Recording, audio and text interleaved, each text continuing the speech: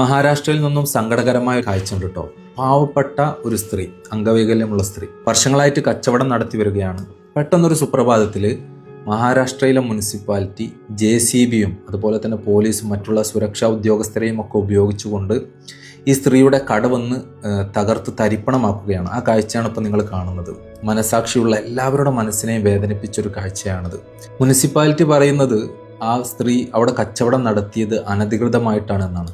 എന്തിൻ്റെയൊക്കെ പേരിലാണെങ്കിലും നമുക്കൊരിക്കലും ഈ ഒരു പ്രവർത്തനം അംഗീകരിച്ചു കൊടുക്കാൻ പറ്റുകയില്ല. കാരണം ആ ഒരു വസ്തുക്കളൊക്കെ നല്ല രൂപത്തിലും എടുത്ത് മാറ്റാനുള്ള സൗകര്യമുണ്ട്.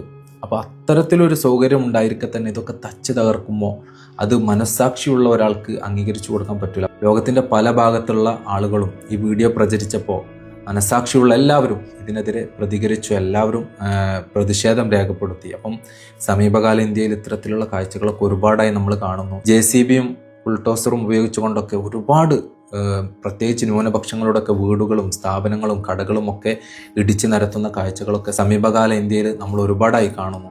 എന്തായാലും ഈ അഹങ്കാരവും ധാർഷ്ട്യവും ഒക്കെ ഏതെങ്കിലും ഒരു കാലത്ത് അവസാനിക്കും എന്നുള്ളതിൽ യാതൊരു സംശയവും വേണ്ട.